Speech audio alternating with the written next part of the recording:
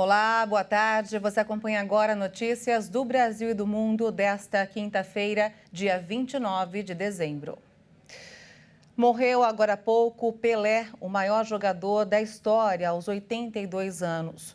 A família ainda não divulgou detalhes sobre o velório, mas uma estrutura foi montada na Vila Belmiro nos últimos dias para receber a vigília. O sepultamento ocorrerá em Santos. O atleta do século estava internado no Hospital Albert Einstein, em São Paulo, desde 29 de novembro.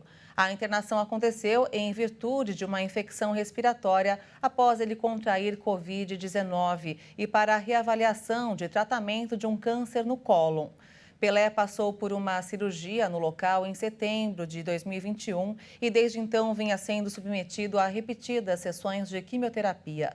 No início de 2022, foram detectadas metástases no intestino, no pulmão e no fígado. Em 21 de dezembro, o corpo clínico do hospital divulgou um boletim médico dizendo que Pelé apresentou uma progressão da doença oncológica e que necessitava de maiores cuidados relacionados às disfunções renal e cardíaca. Por isso, o ex-jogador não teve autorização para passar o Natal em casa, como queria a família. Kelly e Edinho Nascimento, filhos do rei, publicaram fotos nos últimos dias com o pai no quarto em que ele estava internado. Outros filhos e neto também estiveram no local para a passagem do Natal. Apesar do quadro complicado, Pelé passou alguns dias estável e com uma leve melhora. Nesta quinta-feira, porém, a saúde do rei voltou a piorar e Pelé não resistiu. E agora, mudando de assunto, em uma cerimônia, o presidente eleito Lula anunciou mais uma nova leva de ministros que vão fazer parte do primeiro escalão do governo. Lula definiu os 16 nomes que ainda estavam pendentes. O primeiro nome anunciado foi de Gonçalves Dias, que vai ficar no Gabinete de Segurança Institucional. O deputado Paulo Pimenta vai para a Secretaria das Comunicações. O Carlos Fávaro vai ocupar a pasta da Agricultura. Governador do Amapá, Valdez Góes, vai ficar na pasta da Integração e Desenvolvimento Regional. Na pesca, o escolhido foi André de Paula. Carlos Lupe foi confirmado para o Ministério da Previdência. Jader Filho, no Ministério das Cidades, e Juscelino Filho fica na Comunicação. Nas Minas e Energia, ficou Alexandre Silveira e no Desenvolvimento Agrário, Paulo Teixeira. Ana Moser foi confirmada para o Esporte. Como estava previsto, Marina Silva vai para o Meio Ambiente. A senadora Simone Tebet ficou então com o Planejamento. Daniela do Vaguinho no Turismo e a Sônia Guajajara é a ministra responsável pelos povos indígenas.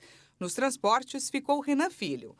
Lula também anunciou Randolph Rodrigues como líder do governo no Congresso, Jacques Wagner será o líder do governo no Senado e José Guimarães será o líder do governo na Câmara.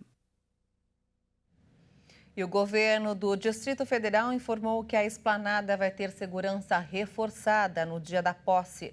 Todo o efeito da polícia vai trabalhar. O público também passará por uma revista rigorosa. O local já está sendo chamado de Cidade da Segurança. O governo do Distrito Federal vai preparar toda a estrutura para a posse do presidente eleito Luiz Inácio Lula da Silva e o vice Geraldo Alckmin. Para isso, a esplanada dos ministérios deve se transformar na Cidade da Segurança, com 100% do efetivo das forças de segurança atuando na data. Os preparativos são no sentido de agilizar o atendimento e a prestação de serviços durante o evento. Os participantes devem ser revistados e o trânsito na esplanada dos ministérios vai ser restrito e controlado. Autoridades do governo distrital e da Polícia Federal deram uma entrevista coletiva nesta quinta-feira para detalhar o esquema de segurança. O secretário da Casa Civil, Gustavo Rocha, disse que a ideia é tranquilizar a todos para que tudo corra bem. Ele falou que estão sendo preparados para qualquer ocorrência e empenhados na organização da festa. O secretário de Segurança Pública, Júlio Danilo, informou que as pessoas vão passar por revistas e o acesso à Praça dos Três Poderes deve ser limitado. Aquelas pessoas que queiram ingressar na Praça dos Três Poderes para poder acompanhar a questão da subida da rampa depois e a passagem da faixa, deverão fazer até 12h30, porque a partir desse momento a gente vai encerrar o acesso. Além disso, Será limitado também o número de pessoas na Praça dos Três Poderes, por questão de segurança, a 30 mil pessoas, isso estabelecido pelo grupo. Tá? Então, as pessoas que queiram participar devem chegar mais cedo. O secretário também afirmou que não vai ser permitida a entrada com qualquer objeto que possa ser usado como arma, como mastro de bandeira, álcool líquido e apontador de laser. Vamos falar agora sobre o conflito no leste europeu. Novos ataques russos foram registrados nesta quinta-feira em diversas regiões da Ucrânia, incluindo a capital Kiev. Cerca de 40% da população da capital ucraniana ficou sem eletricidade nesta quinta-feira. Foi o que anunciou o prefeito de Kiev, Vitaly Klitschko, depois que várias cidades do país foram alvo de ataques aéreos. O comando das Forças Armadas ucranianas disse que sua defesa antiaérea conseguiu derrubar mais de 50 mísseis russos. Segundo a administração militar da capital, fragmentos de mísseis interceptados atingiram 2 casas. Um estabelecimento industrial e um jardim de infância também foram danificados no sudoeste da capital. Em Lviv, oeste do país, as explosões deixaram 90% da cidade sem energia elétrica. O governo da região afirmou que a defesa aérea foi acionada e pediu aos moradores que permaneçam nos abrigos. Autoridades confirmaram ainda que as explosões também atingiram Kharkiv, a segunda maior cidade da Ucrânia. Após uma série de reveses militares e perdas territoriais nos últimos 6 meses, Moscou intensificou sua campanha aérea usando drones e mísseis para atacar a infraestrutura de energia ucraniana. O ministro português de Infraestruturas, Pedro Nuno Santos, renunciou hoje em meio ao escândalo sobre a indenização à Secretaria de Estado da Fazenda por deixar a companhia aérea estatal TAP. O governo português vive um momento de crise. A secretária de Estado, Alexandra Reis, recebeu a quantia de $530 mil ao deixar o conselho administrativo da companhia em fevereiro. No centro da polêmica, Alexandra deixou o governo na terça-feira.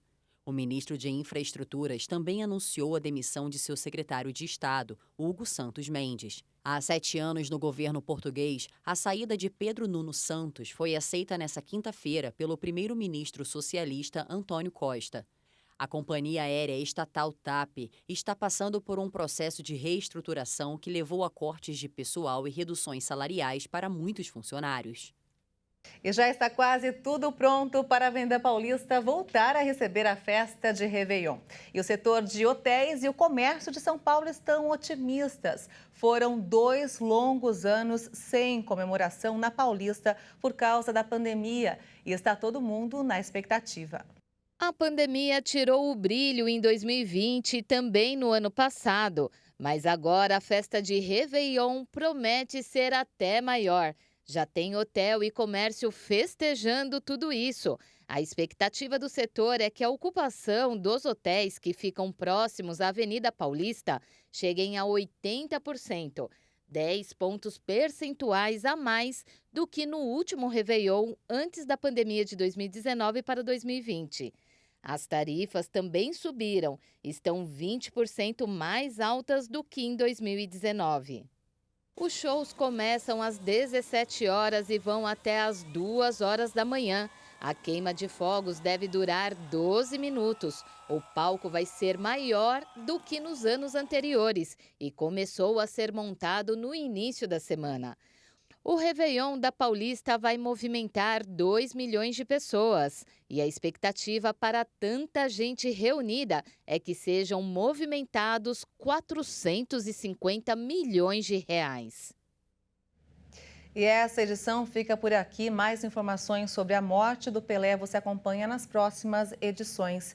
Às 5 da tarde com Beatriz do Vale e eu volto às 18h30 ao lado de Juliana Dariva. Até lá.